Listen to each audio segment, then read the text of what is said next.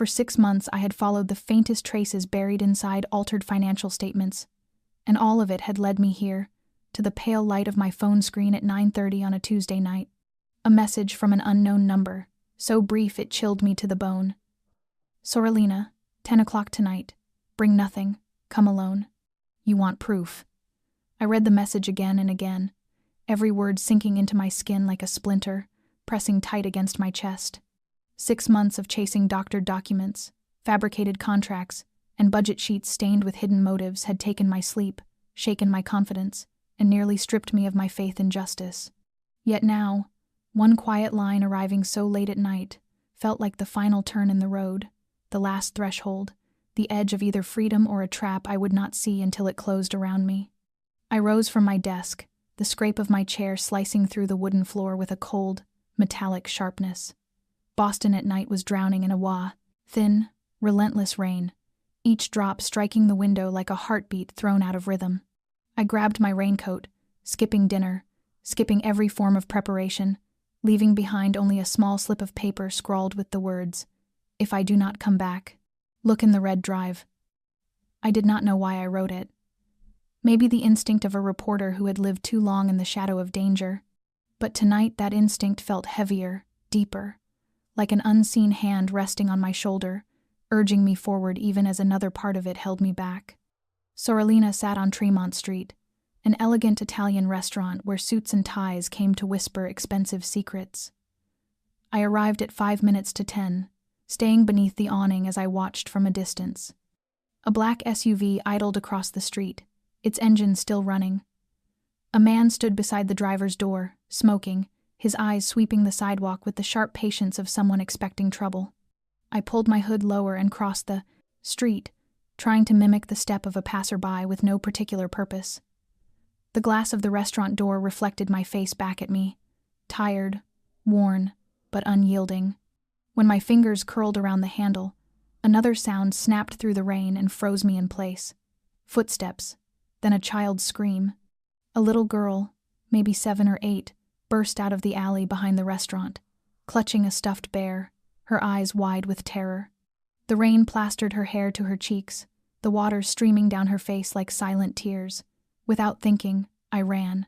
A sharp whistle split the air, then gunfire. The first shot tore through the night like lightning cracking the sky, followed by another, then a frantic series of them. I do not remember what I did, only that I pushed the girl to the ground and wrapped myself over her as glass shattered. Voices screamed, and an engine roared somewhere behind us. My chest pressed against the cold pavement, my body shaking, but I never let her go. I felt her heartbeat hammering against my ribs, heard her breath catch and break as she sobbed for her mother. Then someone pulled me up. A hand, strong and firm but not rough. I lifted my head, and in the dim glow of Soralina's sign I saw him, the man with eyes the color of a winter lake, hair darkened by the rain, his face marked with droplets of water and something like fear. He did not speak at first. He looked at me, then at the child in my arms. His hand brushed my shoulder, and when he finally spoke, his voice was low and thick. "You just saved my daughter. I owe you everything.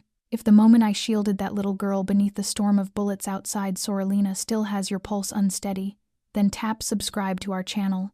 Press like and share this video so we have the strength to bring you more gripping, emotional, unexpected stories every day. And tell me where you are watching from, your city or your country, so I know how far this rain-soaked night has traveled. I do not remember falling, only that when my eyes opened again, the world had become a blur of chaos and smoke. The rain poured harder, turning every sound into a muffled echo, and the warm gold of the Soralina sign was now swallowed by a thin veil rising from the burning engine of a wrecked car. The child in my arms trembled with every breath, her cheeks streaked with mud and tears, still clinging to her stuffed bear as if it held her entire universe together. The man with the cold, deep eyes crouched beside us, lifting the girl gently from my arms, but he never once looked away from me. She collapsed into him, her small fingers gripping the fabric of his coat, her broken voice whispering, "Daddy." He murmured something soft, too low for me to hear, and his hand settled on my shoulder again, quick, warm, weighted with gratitude. My legs gave out beneath me. I was shaking, not only from the cold but from the last reserves of adrenaline draining from my body. My knees buckled right before a solid arm wrapped around my back and held me upright. "You're hurt," he said, his voice clearer this time, and I finally saw the dull ache blooming across my left shoulder. Blood had soaked through my raincoat. A graze. Not deep, but enough to weaken me. What happened after that unfolded like slow motion. 2 men in black suits rushed from the SUV, guns drawn with the certainty of men who had done this before. One raised his hand in a terse signal, and moments later a silver car slid to the curb. Its back door flew open. The man still holding his daughter turned toward me and reached out. I had no strength left to argue or resist. In that moment, I knew I had no choice but to trust him. The car sliced through the flooded streets of Tremont, tires hissing across the slick pavement.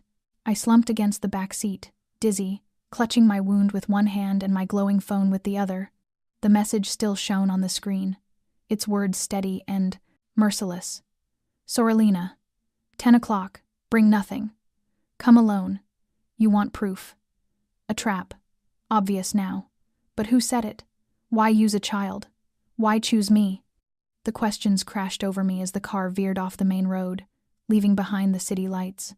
I forced my eyes toward the front seat, where the man drove with one hand while holding his daughter close with the other. The soft dashboard glow cast shadows across his face, revealing faint lines near his eyes, the marks of a man used to living with constant worry. The girl lay quiet against his chest, but I heard her tiny breaths hitch between the steady rhythm of rain hitting the roof. "My name is Rachel," I whispered, my voice hoarse from fear and cold. He looked at me through the rearview mirror, his gaze sharp as a blade, yet carrying a strange warmth. "Daniel," he said. "Daniel Rourke, and this is my daughter Emily." I nodded weakly, letting my head sink back. Daniel Rourke. The name stirred something familiar, as if I had seen it in a file or a headline about powerful contractors in Boston. But I had no strength left to follow the thought. Darkness edged in. I heard his voice speaking over the phone, crisp, controlled, issuing instructions I could not follow. Then another lane change. A hand touched my forehead, warm, steady. "We'll be somewhere safe in a few minutes. You need stitches. Stay awake." But my eyelids grew heavier, the weight of the world pressing them shut. In the last sliver of consciousness, I heard him again, his voice low and almost unbelieving. "You didn't just save my daughter. You changed everything." I woke in an unfamiliar room washed in the soft glow of a lamp, its light settling over everything like a thin golden blanket. The faint smell of antiseptic mingled with the gentle scent of jasmine tea placed somewhere nearby. A clean, warm blanket rested over me, and as I moved, the sharp pulse in my left shoulder reminded me of everything I had lived through. The child, the gunfire, Daniel Rourke. I turned slowly and saw him seated a few steps away beside a wooden table where a steaming cup of tea waited. He watched me, his eyes no longer cold but filled with a quiet gravity threaded with unmistakable gratitude. "Are you all right?" he asked, his voice rough from overuse. I nodded carefully, my throat tight. "Where am I?" "One of my facilities, north of Boston. No one knows you're here, not even the police." I frowned. "Why not tell them? A shooting in the middle of the city and you—" He lifted a hand, stopping me gently. "I understand why you'd ask. But Rachel, if I had not arrived at exactly the right moment, you and Emily would not be alive. That message was not from me. You were lured into a trap. And so was I." The name Emily hit something tender inside me. "Is she all right?" He nodded, and for the first time a small, fleeting smile touched his face. "She's sleeping. There's a nanny with her. She's safe." He stood, poured more tea into my cup, then sat again, studying me with a deliberation that made the air feel still. "I know who you are, Rachel Myers. You're the investigative reporter who wrote the series on fraud in the South Boston housing redevelopment projects." I nodded, a chill slipping down my spine. "You're touching a machine far larger than what you've uncovered, and unfortunately parts of it intersect with me." I stared at him. "So you're admitting you're involved?" "Not the way you think. I inherited Rourke Industries, the construction empire my father built in the 1980s. But for years, I've discovered a network of shell companies using our name to launder money and siphon public budgets through rigged bids. When I started my internal investigation, my people disappeared. Some were threatened, some never came back. I swallowed. Why not go to the authorities? He laughed softly, bitterly. You truly believe the entire legal system in this city is clean? I tried. Every report I sent vanished into a void. Once, someone nearly planted false evidence to put me in prison.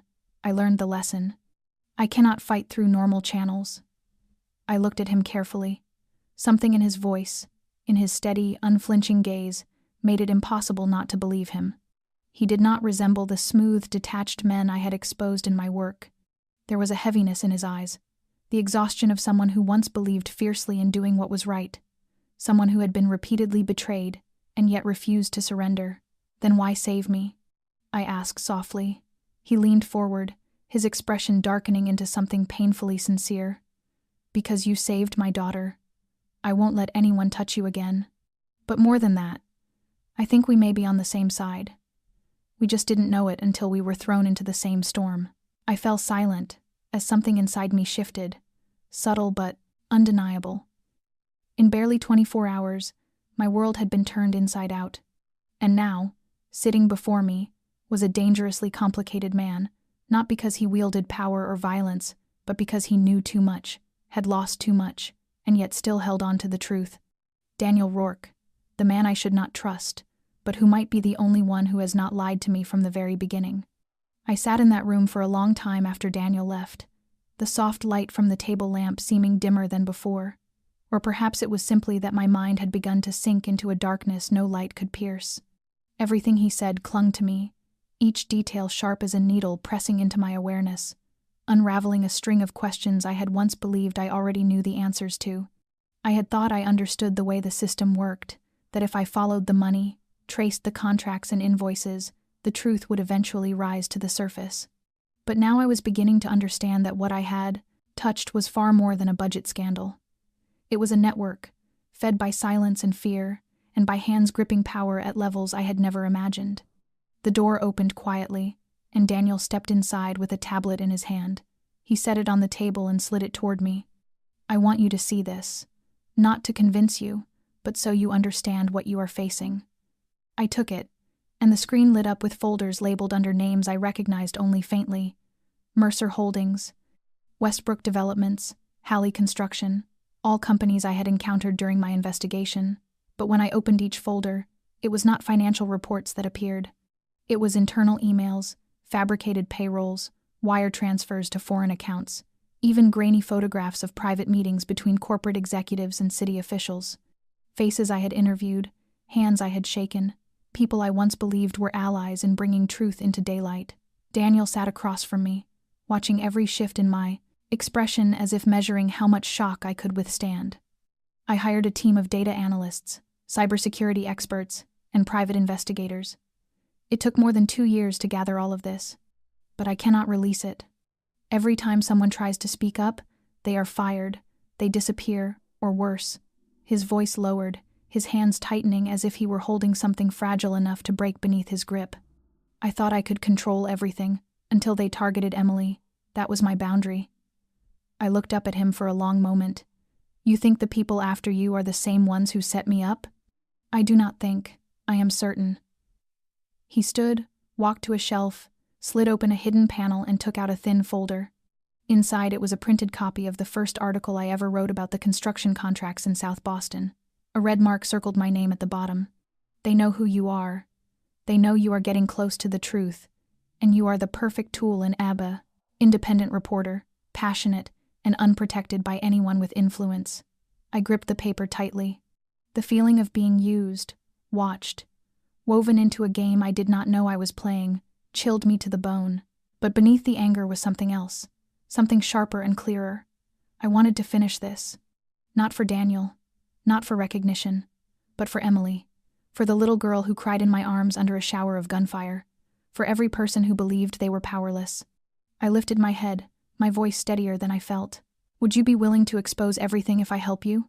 Daniel held my gaze, and in that silence I saw something awakening in him, something long buried. If you are willing to walk into this darkness with me, I will not let you walk it alone. I did not know whether I was making the right choice, but I knew one thing with certainty. The truth was here. In the dark, and we would be the ones to drag it into the light. I left Daniel's safe house the next morning in a black SUV with tinted glass and temporary plates. No name, no address, no paperwork. Logan was behind the wheel, quiet, observant, glancing at the rearview mirror every so often to make sure I was still all right. Daniel did not come.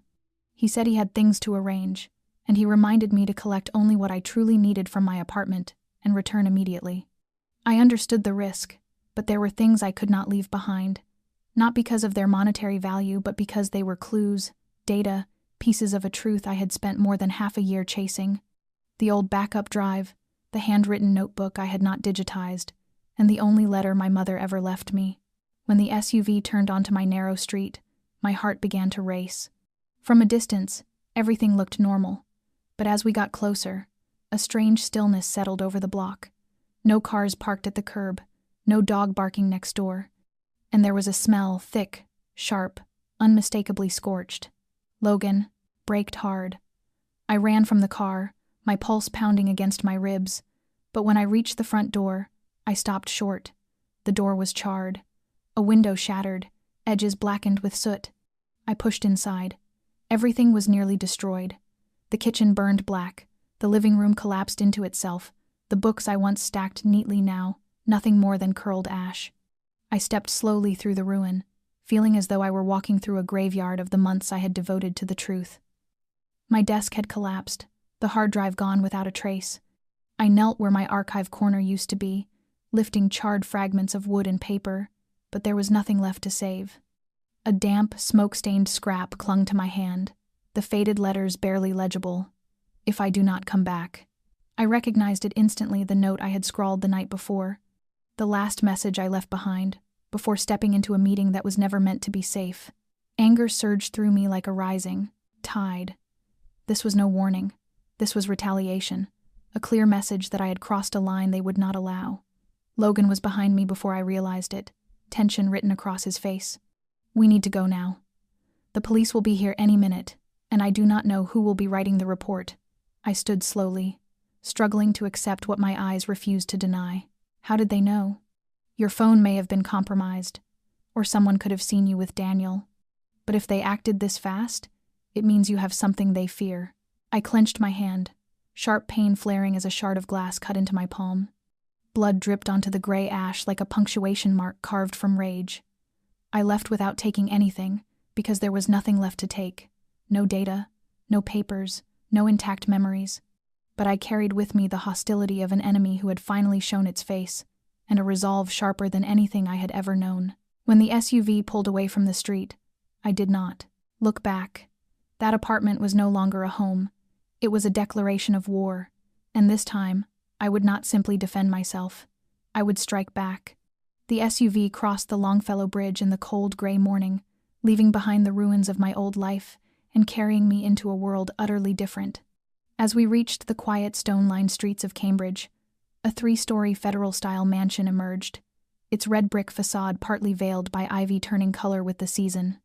It did not flaunt its wealth but carried a calm, deliberate strength, much like the man who owned it. Logan parked, stepped out first, and opened my door.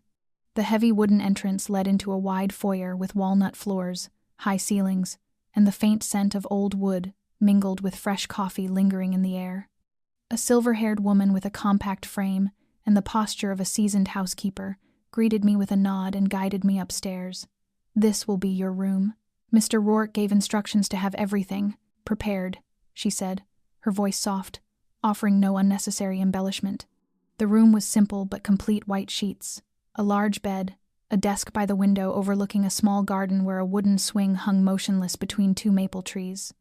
I did not know when I would next see a place I could call home, but in that moment, the silence in the room felt like a temporary fortress against the storm gathering at our doorstep. I stood by the window for a long time, staring at nothing, my mind still tangled in the chaos of what had happened. Daniel appeared behind me, moving so quietly I had not heard him approach. He wore a charcoal shirt and carried a mug of coffee still steaming in his hand. "I am guessing you did not manage to save anything from the apartment." I turned to face him. "They burned everything. Not a single thing left." "I am sorry, Rachel." I shook my head. "It is not your fault. I knew the risk. I just did not expect them to act this quickly. Daniel set the mug down and stepped closer. From now on, you stay here. My security team covers this entire area. No one except my people knows where you are. And if necessary, I can have Emily out of the city within an hour. Is she all right? I asked, a sharp ache stirring in my chest at the memory of holding her beneath the gunfire. She is still frightened, but better. You made an impression on her. His voice softened, a rare warmth cutting through the cold days behind us. I sat at the desk and opened the laptop Daniel had prepared for me. Inside its drive were copies of everything he had shown me the night before, but now there was an additional folder labeled Deep Leaks. I opened it to find dozens of audio files and hidden camera videos. Meetings in bars, in city offices, even a clandestine recording of a high-level gathering between construction executives and 3 unidentified men in gray suits. How did you get all of this? I asked, without looking away from the screen. I once believed that holding on to these files would be enough to protect myself and Emily. But after last night, I know silence cannot buy safety.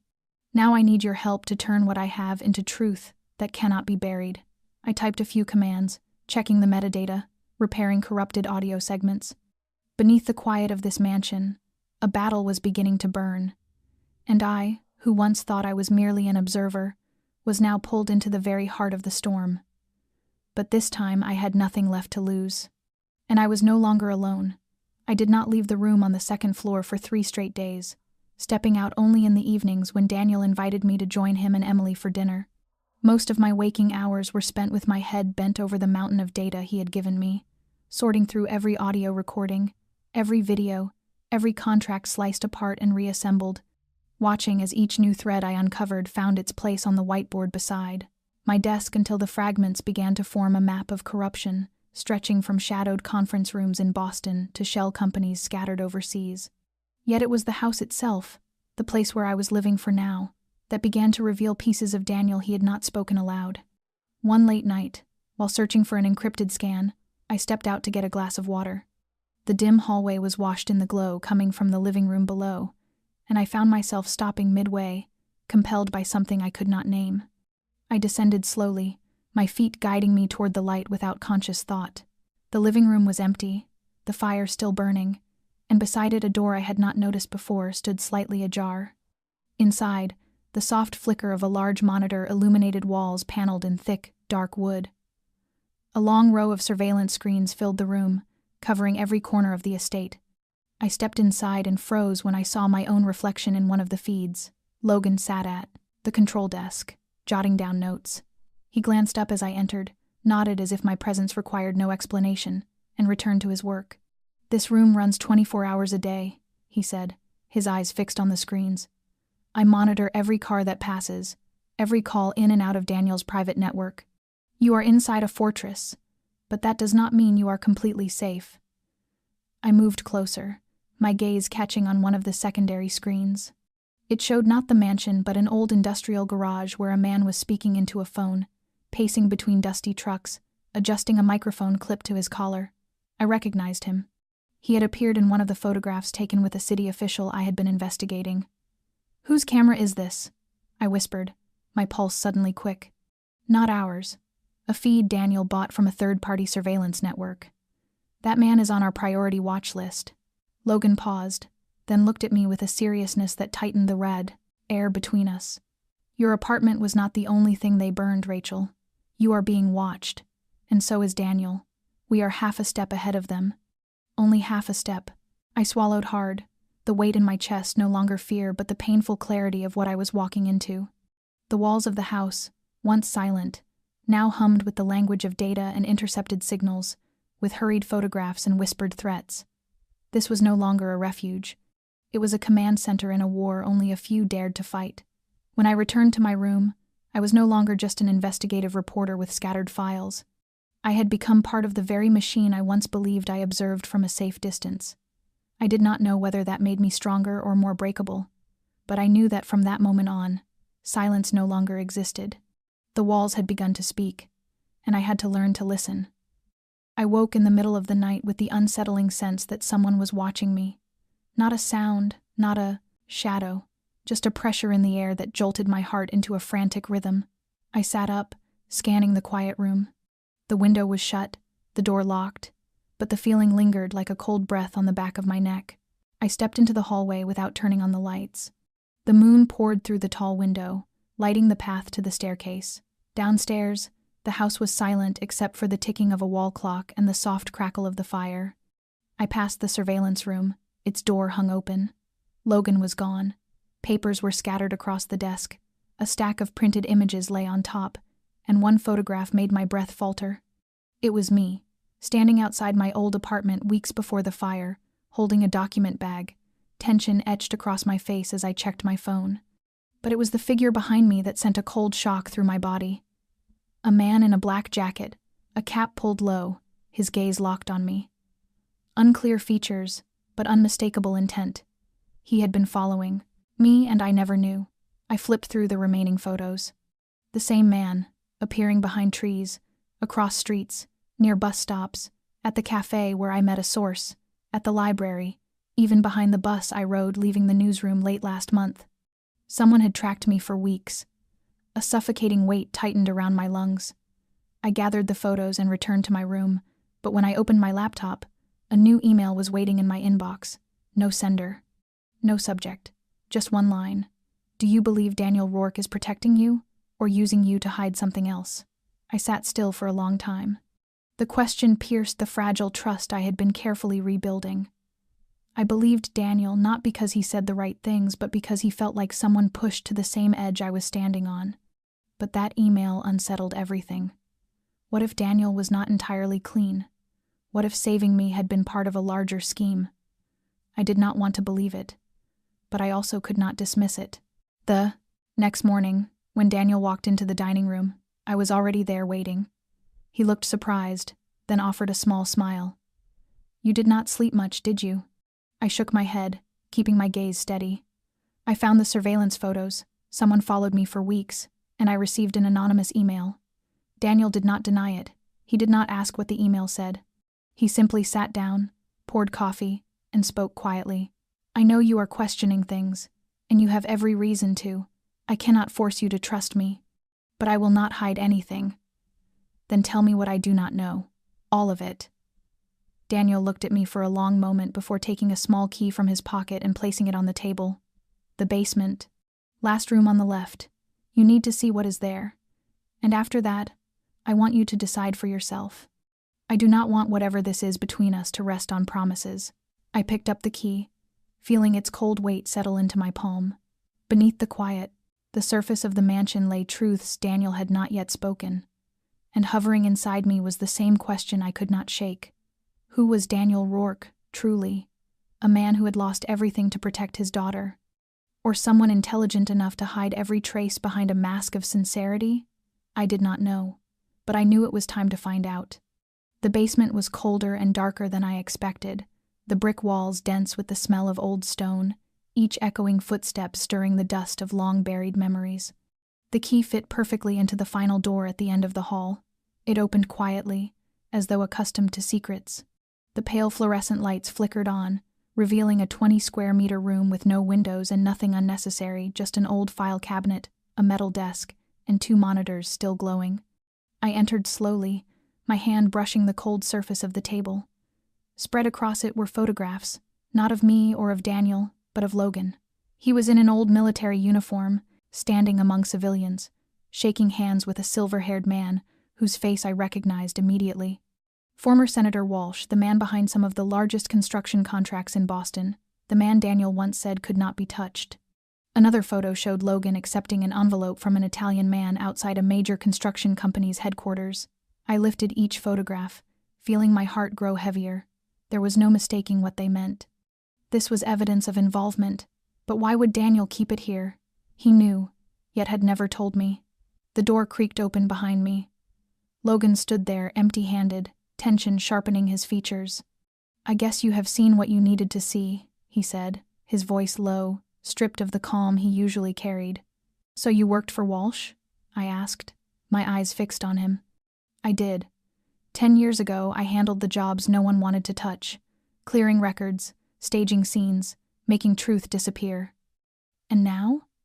Logan stepped inside and shut the door behind him. Now I work for Daniel. And I do not erase anymore. I keep everything. I narrowed my eyes. Why? For money. He smiled faintly and shook his head. Because Daniel is the only man who is not afraid to know who I really am. He does not need my loyalty. He needs my choice.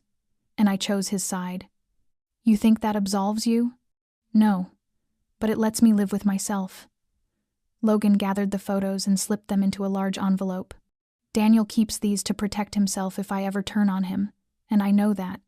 I did not blame him. In a world like this, trust was a luxury none of us could afford. You know, I am starting to doubt Daniel, I said slowly, feeling my throat tighten. Do you trust him? Logan lifted his gaze and met mine directly. I once thought I could never trust anyone again, not after the things I've done and the things I've seen. But then I watched Daniel hold his daughter in the middle of a storm, trembling not because he feared dying, but because he feared she would be hurt. A man like that, if he hides something, he is not hiding it to do harm. I did not answer him. His words did not erase my doubts, but they stirred something else inside me, a reminder that trust is rarely built on evidence but on those unguarded moments when someone chooses honesty, even though no one is watching. I stepped out of the basement and left Logan alone with the photographs he would never be able to erase from his mind.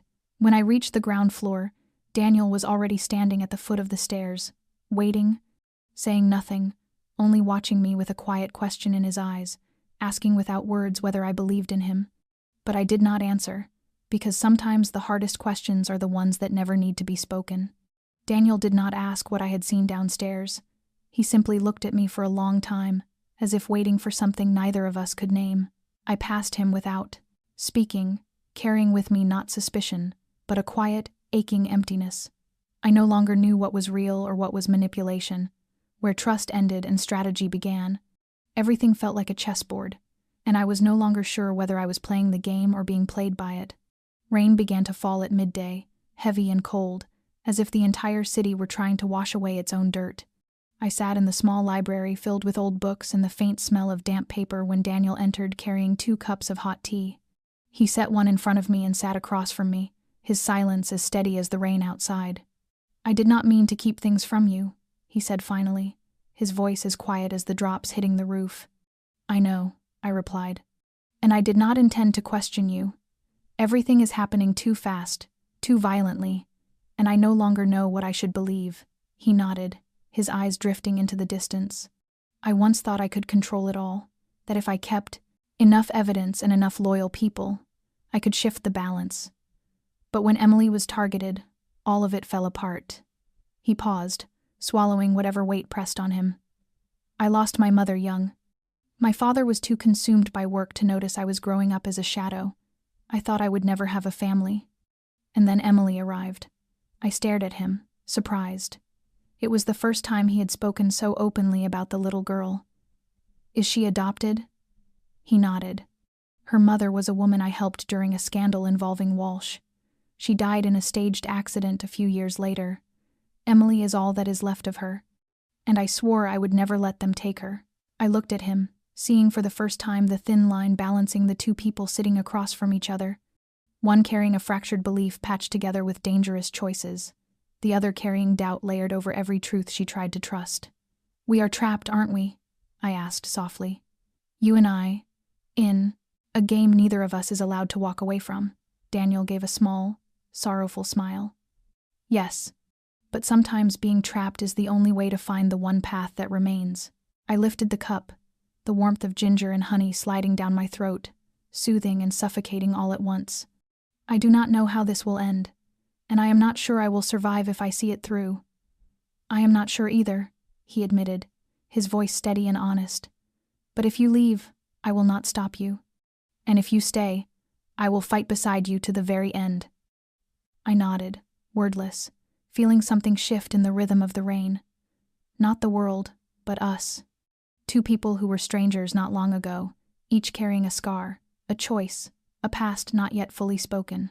But in that mansion, with its whispering walls and rising secrets, we were no longer just allies. We were 2 people bound by the same truth, and perhaps the only 2 still willing to face it head-on. I sat before the whiteboard in the long library, a worn red pen in my hand, drawing connections like someone trying to escape a maze. Daniel stood behind me with his arms crossed, silent but attentive, while Logan occasionally entered with new documents or plugged in a fresh drive. The room had ceased to be a sanctuary of knowledge and had transformed into a command center for a quiet counterattack. I wrote one word at the center of the board: connection. Because all we had were fragments, illegal transactions, covert calls, surveillance images, key figures scattered across multiple levels of society. What we lacked was the single thread running through them, the one that could not be dismissed or buried. We needed one strike to the heart. I have been thinking of how to expose everything, I said, my eyes still fixed on the board. But not a mass release. If we dump it all at once, they will call it fabricated, a smear campaign, and bury it under noise. Daniel nodded slowly. Then how do you plan to do it? Layer by layer, person by person, crime by crime. We build the story like a controlled leak from an internal investigation. We start with someone minor but connected enough to raise questions. When he reacts, we bring out the next, someone higher, and so on, until the core players have nowhere left to run. I looked at Daniel, my voice firm. We are not attacking the system. We are letting the system panic and collapse on itself. Logan studied me for a beat before letting out a quiet laugh. Layer by layer. Like peeling an onion. No, I said, turning, like disarming an explosive device. Slow, precise, and with no room for error. Daniel sat at the table, looking at the list I had marked. Who do you want to start with? I did not hesitate.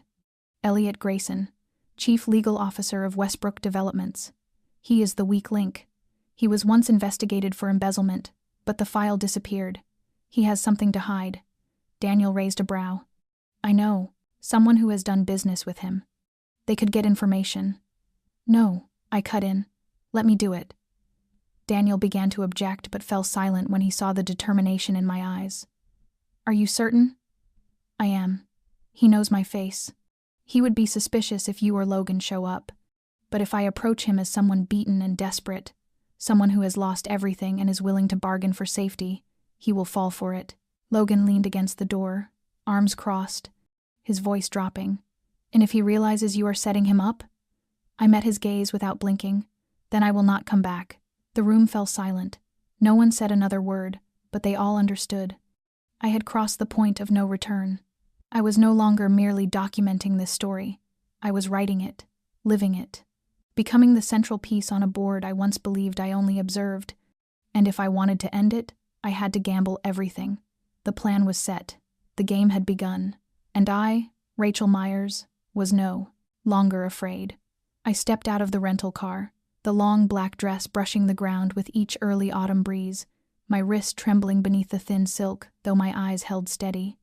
Logan had dropped me off near the entrance to the event and left immediately, as planned, to avoid suspicion. I joined the line of carefully curated guests, each wealthy, influential, or well-connected. The charity gala, hosted by Westbrook Developments inside a newly restored historic theater in the heart of Boston, was advertised as a fundraiser for architecture and construction scholarships. The perfect facade. Inside, warm gold lights washed over the arched ceiling as piano music drifted through the grand hall. No one recognized me. They knew me as the fiery reporter from the news, not the woman standing here tonight in quiet desperation. Tonight I was not Rachel the journalist.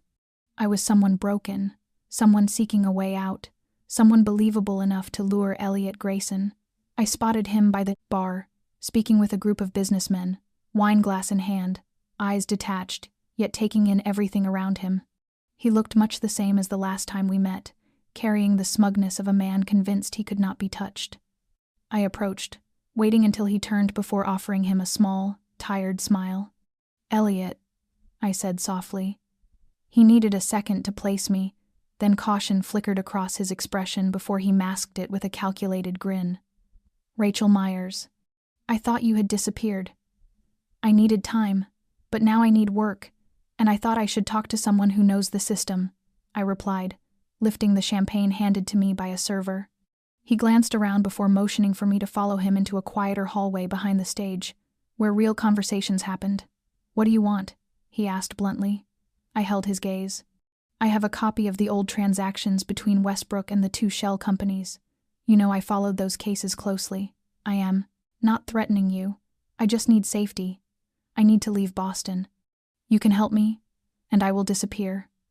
Elliot narrowed his eyes, calculating quickly. "You really have a copy?"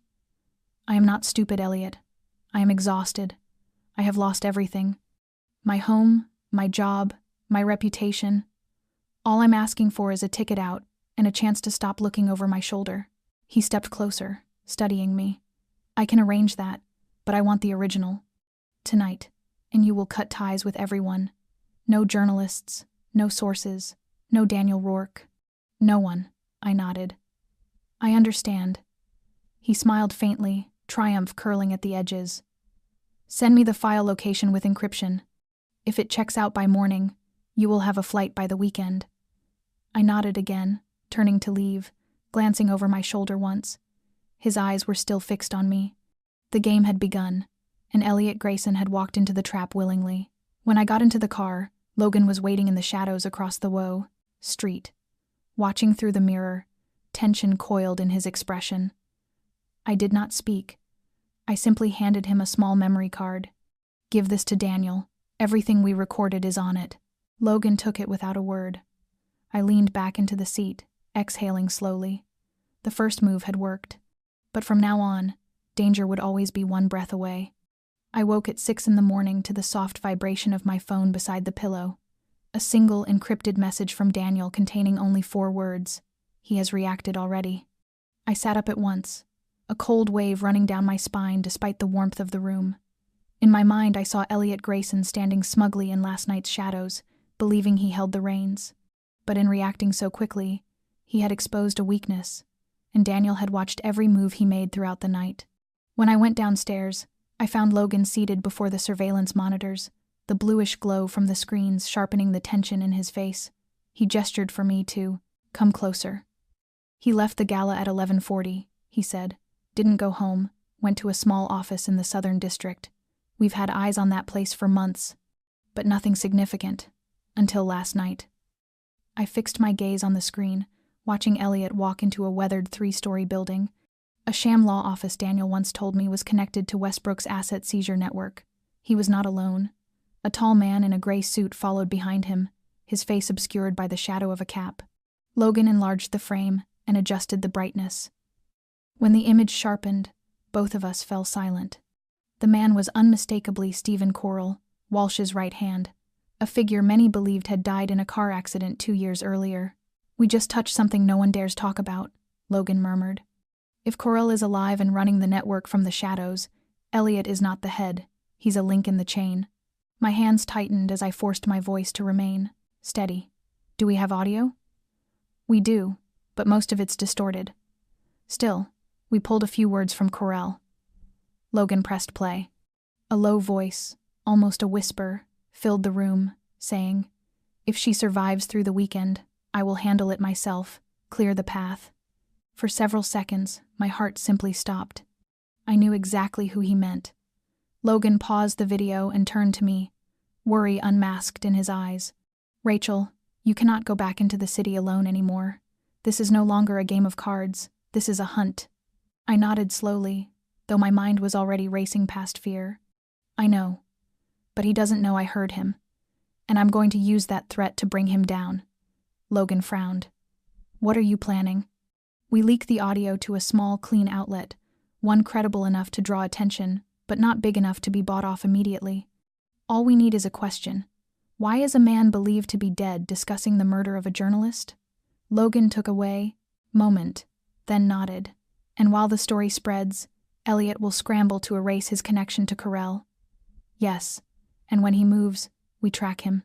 He will lead us straight to the center of the network." This time, Logan looked at me with something new respect, solemn and heavy. "You realize you're gambling with your life." I let out a quiet breath, unsure if it was courage or the edge of despair that shaped my smile. "I don't have any other choice, and I'm not the only one being threatened." In that moment, I was no longer the one running. I was the one setting the trap. And this time, no one else would fall before the truth came to light. Later that afternoon, I sat alone in the library as daylight softened behind the sheer curtains, casting a pale gold haze across the desk.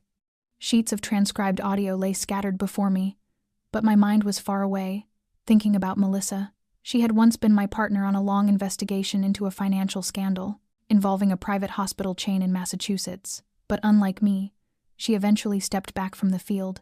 After nearly losing her life to a death threat, she chose to retreat into a quieter existence, running a small blog that curated political and social news from independent sources. That was exactly why I needed her. She remained invisible to the bigger predators, yet credible enough not to be dismissed. I found her name in my contacts and dialed. She answered on the fourth ring, her voice groggy. "Rachel? My God, you're actually alive?" I managed a faint laugh, though my voice was brittle. "Still alive, though I'm not sure how much longer. I need your help." She did not hesitate. "Tell me." "I have audio proving that Stephen Corll is alive and directing the political and economic manipulation behind Westbrook.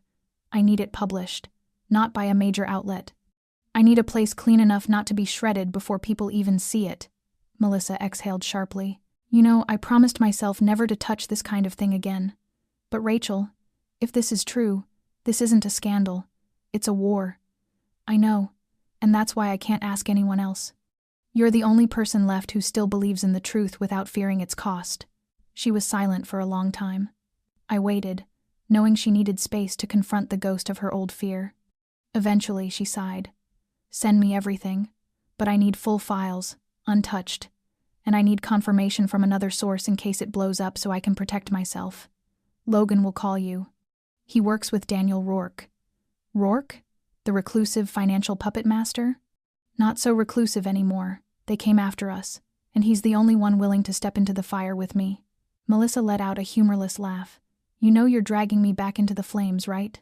"I know, and you can walk away any time." "I can't walk away, Rachel. If I walk away, I'll be just like them. I already did that once, and it nearly killed you at Dorchester Hospital." I remembered the 8-month chase for hidden financial records, only for her to pull out after an anonymous threat. She carried that guilt for years. Now I was giving her a chance to reclaim the voice she had abandoned. "I'll send everything within the hour," I said. "When you publish, don't use a sensational headline. Just ask one question. Can the dead return to run the underworld?" Melissa let out a small, tense laugh. And then wait to see who calls you first." When the call ended, I sat motionless for a moment. Everything was set in motion. There was no turning back. I was placing my life, and Melissa's, and Daniel's, and Emily's on the line for a story that, if it collapsed, would erase all of us without a trace. But I had learned one truth through all of this. Silence is never safety. This time, I chose to speak. Melissa chose to speak. And the truth would not stay buried much longer. Melissa's article was posted the next morning on the little blog she once believed would be her refuge from the toxic world of journalism. But within 3 hours, it had been shared over 200,000 times. Independent news channels picked it up, and online forums lit up like a wildfire tearing across dry earth. Can the dead run the underworld? The question was a match to a powder keg. Logan monitored the social media surge while Daniel stayed glued to the phone, rearranging safe accounts and temporary hideouts before the network retaliated. As for me, I sat in the attic workspace on the 3rd floor, watching the original video of Elliot and Carell again, the 100th time in 2 days. Each word had burned itself into my mind, a haunting echo from a man who should no longer exist. I was about to stand when my phone buzzed. A message from an unknown number, with no name and no traceable header, containing only one line. "Do you really think you're the only one with a copy?" I froze, every piece of me turning to ice. Logan entered the room at that exact moment, his hand instinctively tightening near his holster when he saw my face. I handed him the phone. He read the message once, then immediately activated a lockdown on the mansion's internal network. "Someone else has the file," I whispered, barely recognizing my own voice. Logan nodded grimly. "And if he sent this to you, he wants you to know he holds the advantage." Daniel came in moments later. I told them everything, including something I had never mentioned before, that I once backed up the original file to a secondary cloud vault I used only in emergencies. Only one person knew I had that habit, a man who had worked beside me for 3 years at the newsroom, someone I had trusted without hesitation. His name rose in my mind like a wound reopening. Gavin Porter. I called him immediately. The phone rang 3 times before he answered with a casual, almost amused tone. Rachel. It's been a while. The whole world seems to be talking about you. You took it, I said quietly. The original. You made a copy when you were in post-review. You backed up everything to protect me, didn't you? There was a long silence. I thought I was protecting you, he said softly. Until I realized the closer you got to the truth, the more reckless you became. And one day you'd die, and all I'd be able to do is write your obituary. So you kept it as leverage? I chose to stay alive, Rachel. Not out of cowardice, but because I've seen the price of believing in justice. Looks like everyone else is calling you a hero now. What are you planning? I'm not planning anything, but the people who bought my silence might have their own plans. I ended the call, my body hollowed out. Daniel looked at me with an expression I had never seen before, disappointment mixed with something like sorrow. This is not your fault, he said quietly, but I could see the faint fracture in his confidence, a shadow of betrayal neither of us wanted to name. I turned away so he would not see the grief tightening my chest. I had held the evidence, but I had forgotten what truly endangers us. It is rarely the enemy in front of us. It is the betrayal from the person who once walked beside us. 24 hours after the call with Gavin, everything shifted so quickly that none of us could have predicted the speed or the force with which the truth broke apart. A duplicate of the recorded conversation between Elliot Grayson and Stephen Corll was sent to 3 veteran investigative journalists at the New York Times, Politico, and Reuters at the exact same moment, accompanied by a chilling note that read only, "There is never just one keeper of the truth."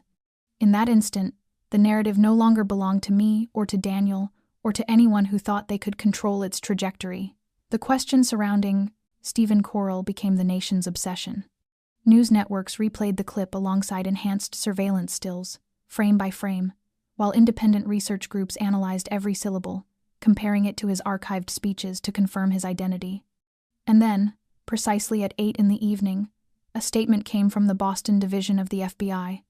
"We have formally opened a federal investigation into individuals and organizations potentially involved in financial violations, identity concealment, and money laundering conspiracies tied to federal contracts spanning more than 1 decade.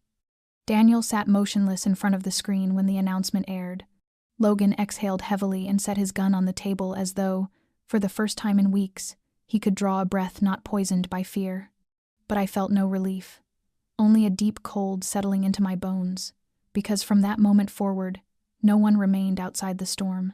That night, an FBI agent appeared at the gates of the estate. He introduced himself as Special Agent Julian Carter from the Internal Corruption Task Force. He wore no suit, no visible badge, but every controlled movement told us he had not come for casual conversation. Daniel led him into the library. I sat beside him, Logan standing behind us like a silent pillar. Carter took a slim file from his coat and laid it on the table. Inside were photographs of me, Daniel, Logan, and Melissa. My breath caught the moment I saw her face among the documents. Carter's voice was steady, neither threatening nor soft. "We know you were the first person to contact Melissa Taylor to initiate the release of the recording. We also know she left her home earlier this evening. Her phone is off. Her location is unknown. She has been missing since 6 o'clock. My throat tightened painfully. I rose from my chair, but Daniel's hand stopped me. "What are you implying?" I asked. "She was taken?" Carter shook his head slowly. "We cannot conclude that. But the fact that she disappeared immediately after receiving a call from a number associated with Gavin Porter raises concerns of coordination." My heartbeat turned feral. Everything was happening too fast, as if the moment I touched the truth it struck back by taking those I cared about most.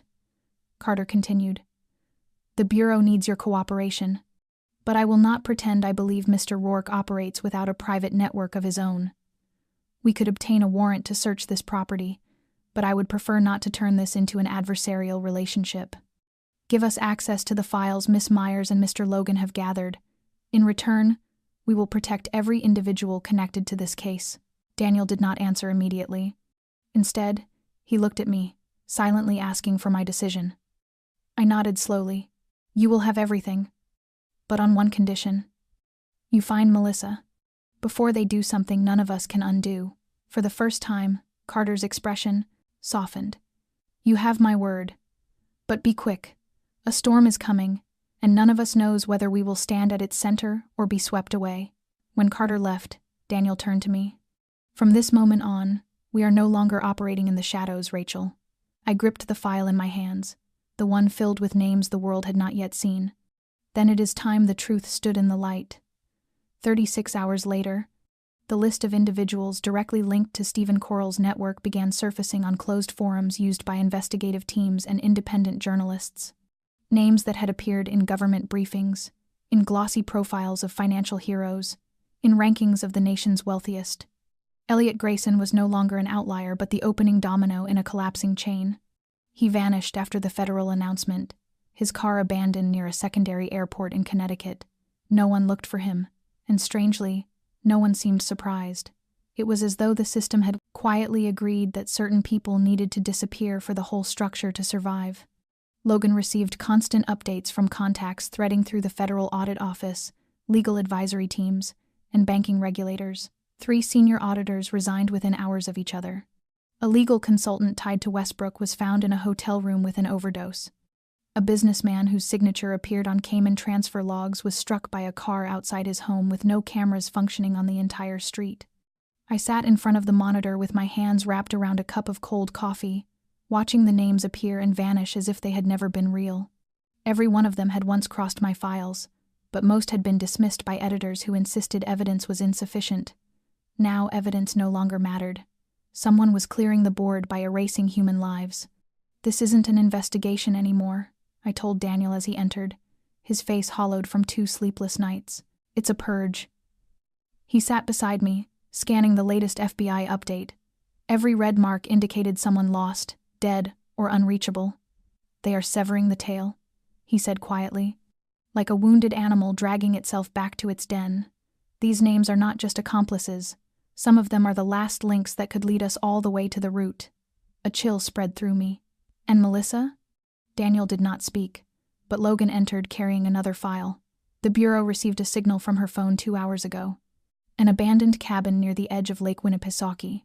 By the time the team arrived, the place was empty. They found only the shoes she was wearing. I stood abruptly, every nerve in my body igniting.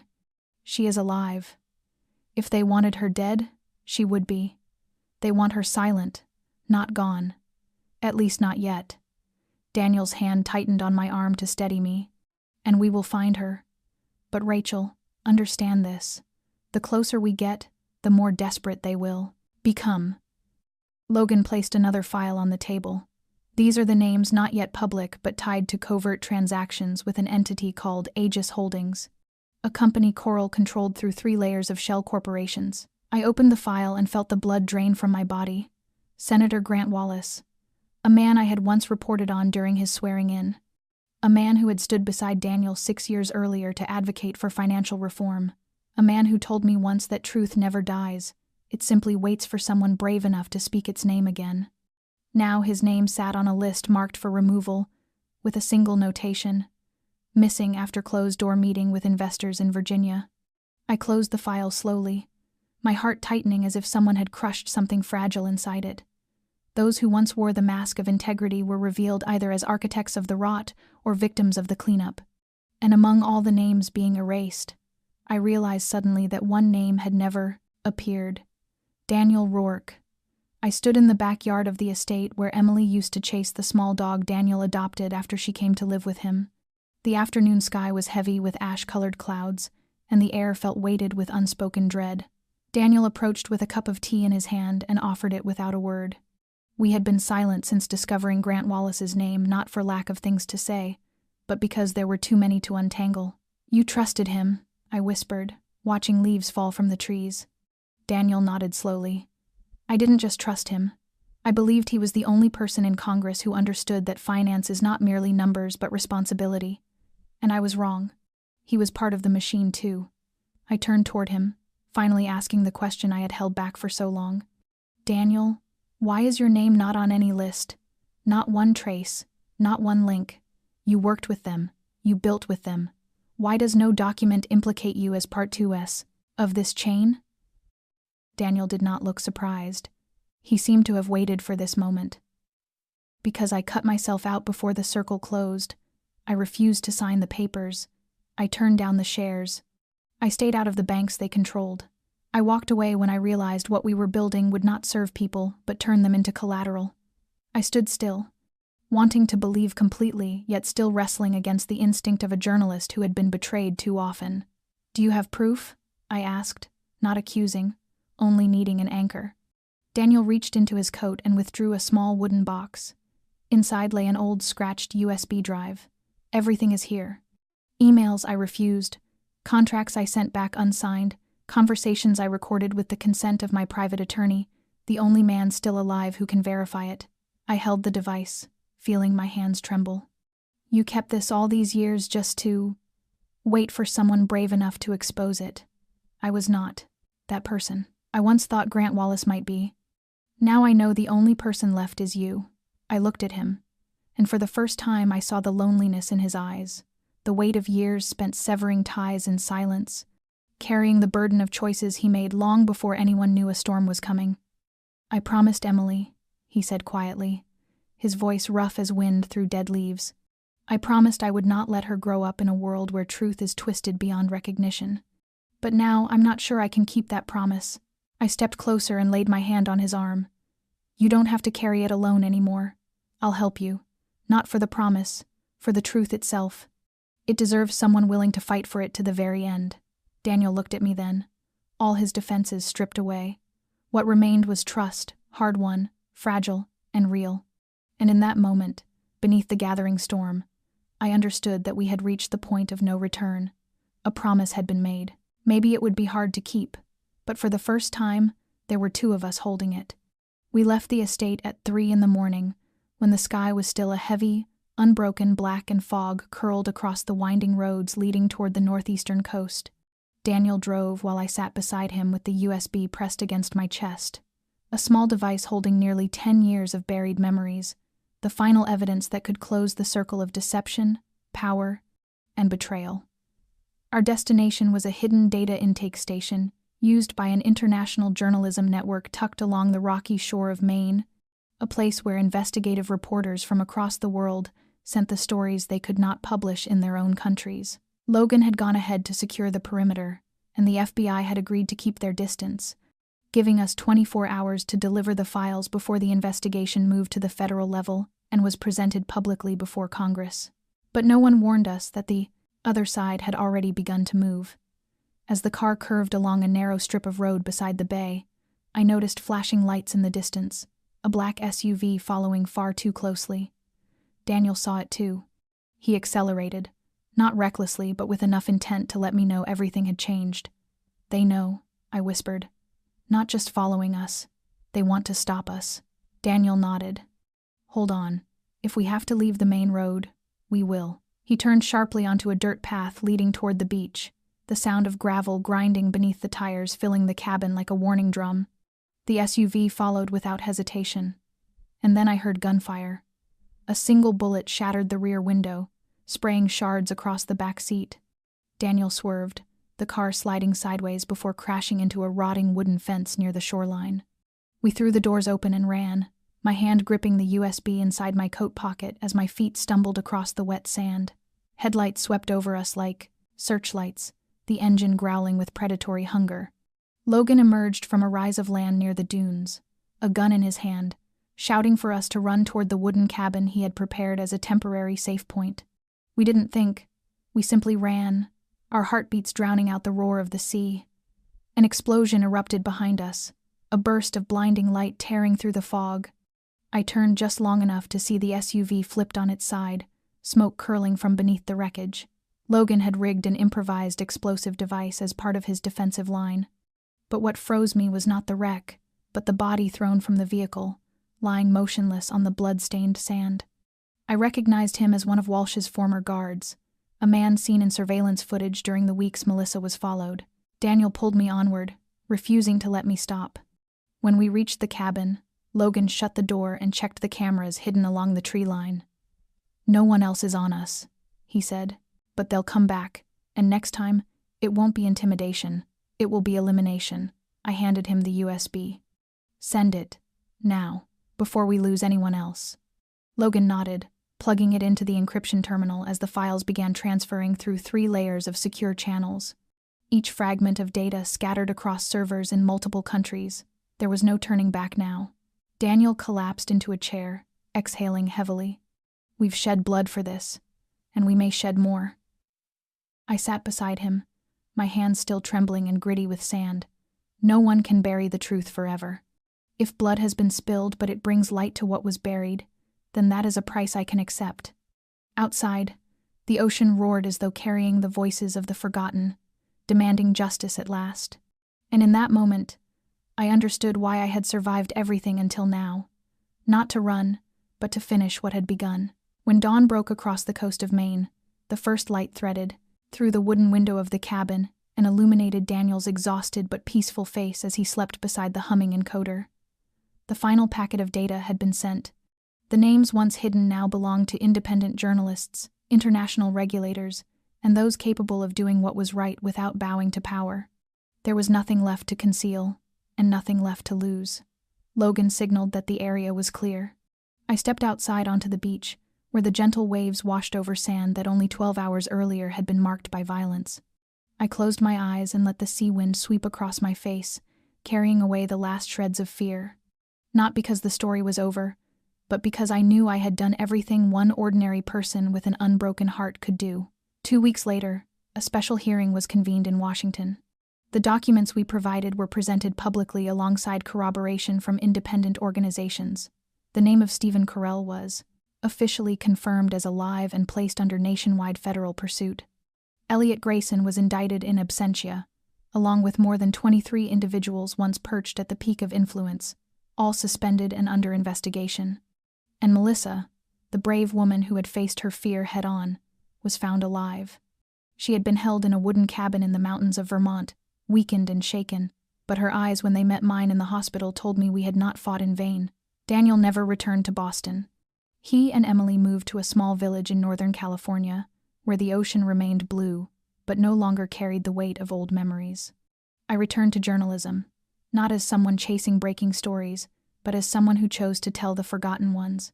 I learned that truth is not always applauded. Sometimes it costs you friends, opportunities, even safety. But truth is what remains when every mask has fallen. It shows you who you are. This story is not only about power, ambition, or betrayal. It is a story about trust, about courage in the face of fear, and about the choice to rise, even when the world tries to push you to your knees.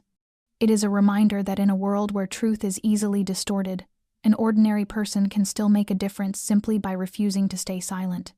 And what about you? How do you feel after hearing this story? Have you ever stood at a moment where you had to choose between silence and speaking out? Share your thoughts and your own story in the comments below. We genuinely want to hear the feelings that come from deep within the hearts of those watching. If today's story touched you, please remember to like this video, subscribe to our channel, and share it with someone you care about so these messages can reach farther and brighter. Every day, we bring you real, heartfelt stories about life, humanity, and the quiet triumphs of compassion. Thank you for staying with us until the final moment. I wish you good health, a peaceful heart, and a life filled with gentle joy each day. Goodbye, and we'll see you in the next video.